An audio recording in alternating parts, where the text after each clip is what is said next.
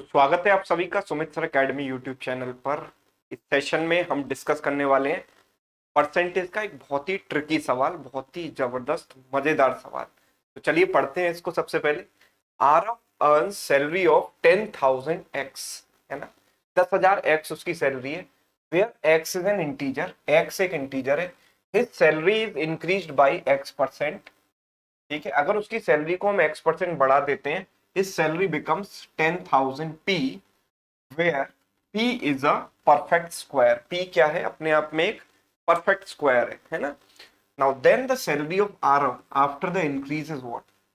Increase होने के बाद आरव की सैलरी क्या बनेगी ये मुझे बताना है। तो मैं ये चाहूंगा कि जिस मैं सॉल्व करूं उससे पहले आप एक बार इस क्वेश्चन का स्क्रीनशॉट लो, वीडियो को पॉज करो और इसको ट्राई करो।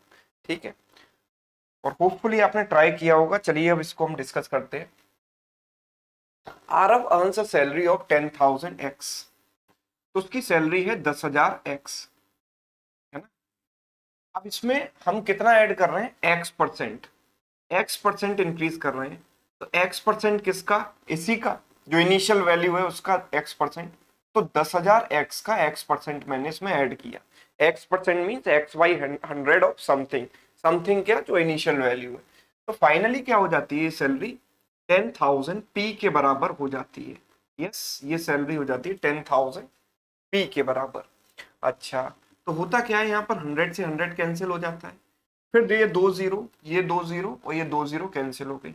तो मेरे पास बन गया यहाँ पर x square, this x into x is x square plus 100 x बराबर 100 पी, है ना। अब यहाँ तक तो आप सभी लोगों ने कर ही लेंगे और सभी लोगों ने किया भी होगा अगर खुद से आपने ट्राई किया है तो। यहाँ पर आकर this is a point where you will get stuck. यहाँ पर आकर आप फंस जाओगे, है ना। तो यहाँ पर आपको लॉजिकली सोचना है कि हमें क्या करना चाहिए। देखो, क्या यहाँ पर एक स्क्वायर वाला टर्म है, तो क्या मैं इस पूरे टर्म को एक परफेक्ट स्क्वायर बना सकता हूँ? बिल्कुल बना सकता हूँ। You know, a plus b whole square means a square plus 2ab plus b square. यहाँ पर ए स्क्वायर है, 2ab भी है, पर बी स्क्वायर मिसिंग है। तो मैं इसको क्या लिख सकता हूँ? देखो, basically this is 2 into 50 into x. तो अगर मैं एक्स को ए मानता हूं तो ए स्क्वायर यहाँ पर है, पर 50 का स्क्वायर यहाँ पर नहीं है। तो मैं एक काम करूंगा, इसको ऐसे लिखूंगा x square plus 2 into 50 x. तो 50 का स्क्वायर क्या है? 2500। तो मैंने ऐड कर दिया 2500 दोनों साइड। दोनों साइड ऐड करेंगे तो कोई फर्क तो नहीं पड़ने वाला ना, दोनों तरफ से कैंसिल ही हो गया अल्टीमेटली। तो चीजें वही है, बस 2500 2500 दोनों तरफ मैंने ऐड कर दिया। तो इससे फायदा ये हुआ कि ये परफेक्ट स्क्वायर बन गया। किसका स्क्वायर बन गया? एक्स प्लस 50 का होल स्क्वायर बन गया ये, है ना। And that is equal to, अगर मैं यहाँ से 100 कॉमन ले लेता हूँ तो 100 इंटू पी प्लस 25 अंदर बनेगा। यस, अब x प्लस 50 बराबर, अगर मैं स्क्वायर रूट लेता हूँ उस तरफ, तो 100 का स्क्वायर रूट आ गया 10, square root p plus 25। Yes, ठीक है ना। अच्छा, x की वैल्यू क्या बनेगी? इसका मतलब x की वैल्यू बनेगी 10 इंटू रूट। अच्छा, हमें ये दिया गया है कि p is a perfect square, है ना। ये चीज अभी हमने यूज नहीं की है।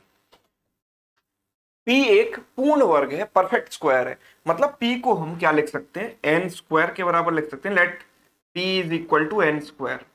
Since p is a perfect square, that means it has to be a square of something, some integer। किसी इंटीजर के स्क्वायर को ही परफेक्ट स्क्वायर बोला जाता है। तो p किसी ना किसी इंटीजर का स्क्वायर है, तो मैंने उस इंटीजर को n मान लिया। तो p becomes n square plus 25 is nothing but 5 square, है ना। और ये 50 इधर आ गया तो माइनस का 50, ये आ गई x की वैल्यू।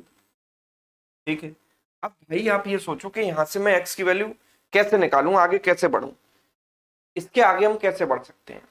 तो इसके लिए आपको देखो इस तरीके से सोचना है कि 5 स्क्वायर, देखो x has to be an integer, यहां पर दिया गया है x इज एन इंटीजर, है ना। x इज एन इंटीजर, ये भी बहुत इंपॉर्टेंट टर्म है कि x एक इंटीजर है ना। तो अगर x एक इंटीजर है तो ये वैल्यू भी एक इंटीजर होनी चाहिए, है ना? अब ये वैल्यू इंटीजर कब आएगी? जब स्क्वायर रूट के अंदर ये पूरा का पूरा नंबर एक परफेक्ट स्क्वायर बनेगा, तभी तो वैल्यू इंटीजर आएगी। यस, तो ये पूरा का पूरा नंबर परफेक्ट स्क्वायर कैसे बनेगा? जब 5 स्क्वायर प्लस एन स्क्वायर एक परफेक्ट स्क्वायर बनेगा। राइट नाउ यू नो कि ए स्क्वायर प्लस बी स्क्वायर बराबर सी स्क्वायर कब बनता है, ए स्क्वायर प्लस बी स्क्वायर बराबर सी स्क्वायर कब बनता है, ये कहीं ना कहीं आपने देखा है। Yes, they are nothing but the sides of right angle triangle.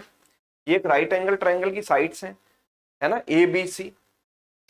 तो ए अगर ये है, बी अगर ये है, तो ये सी बनता है। तो a b c are nothing but Pythagorean triplets, right. तो आप ऐसा कोई पाइथागोरियन ट्रिपलेट सोचो जहां पर a square plus b square में 5 आता हो, तो आप कहोगे सर 3 4 5 भी एक पाइथागोरियन ट्रिपलेट है। पर भाई 3 4 5 में होता क्या है, 3 स्क्वायर प्लस 4 स्क्वायर बराबर 5 स्क्वायर होता है ना।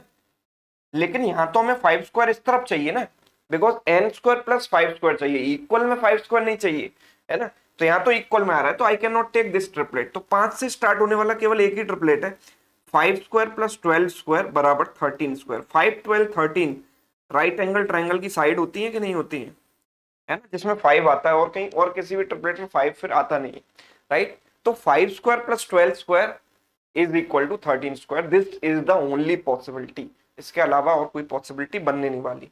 तो हम n की वैल्यू क्या रखेंगे यहाँ पर 12। तो जब हम n की वैल्यू 12 रखेंगे तो x की वैल्यू कितनी हो जाएगी, 10 रूट, देखो 5 स्क्वायर प्लस n की वैल्यू मैंने 12 रख दी, तो 5 स्क्वायर प्लस 12 स्क्वायर क्या बन गया, 13 का स्क्वायर। तो रूट 13 का स्क्वायर माइनस 50। तो स्क्वायर रूट से स्क्वायर कैंसिल हो गया, 10 इंटू 13 इज 130 माइनस 50, यानी x की वैल्यू आ गई 130 माइनस 50 यानी कि 80। x की वैल्यू 80 आ गई। लेकिन सवाल में x की वैल्यू नहीं पूछी है, सवाल में पूछा है कि आरब की सैलरी इंक्रीज के बाद क्या बनेगी। तो आरब की सैलरी पहले कितनी थी, 10,000x। तो 10,000x मतलब 80 इंटू 10,000, 80 के आगे 4 जीरोस लगा दी मैंने, 10,000x ये इनिशियल सैलरी। और फिर इसमें हम इसका x% ऐड कर रहे हैं, है ना, इसमें इसका x% ऐड कर रहे हैं, यानी कि हम ऐड क्या कर रहे हैं, x% ऑफ 10,000x। तो इट बिकम्स, कैंसिल होने के बाद ये 100 इंटू एक्स स्क्वायर बनेगा, राइट।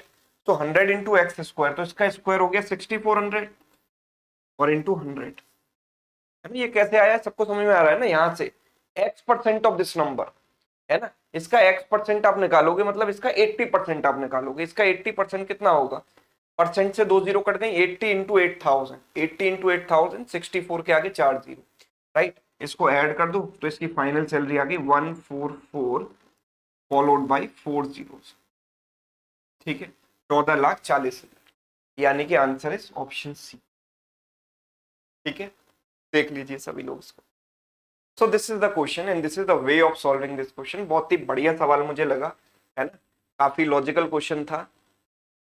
कई कई जगह आप फंसोगे और फिर वहां से कैसे निकलना है वो आप इस अप्रोच से सीखोगे, ठीक है। तो होपफुली ये क्वेश्चन और इसका ये सॉल्यूशन आपको समझ आया होगा, है ना, वीडियो आपको अच्छा लगा होगा। ऐसे ही और भी वीडियो में लगातार लेकर आता रहूंगा। काफी दिन से वीडियो नहीं आए हैं चैनल पर, आई नो दैट, किसी चीज में बिजी था। मेरा जो बैच है वो करियरविल ऐप पर भी चल रहा है ना। You know that, some of you must not know that. तो जिनको नहीं पता वो ये, उनको मैं बता दूं कि apart from Sumit sir academy app and website, वहां पर कोर्सेज के साथ जो मेरा कंबाइंड बैच है सारे सब्जेक्ट्स के साथ, वो करियरविल ऐप पर भी चल रहा है। तो उस एंगेजमेंट के चक्कर में काफी दिनों से क्लासेस यहाँ पर वीडियो अपलोड नहीं कर पा रहा था, लेकिन अब अश्योरेंस है कि रेगुलर आपको अच्छे अच्छे वीडियोस इस चैनल पर मिलेंगे। Thank you so much.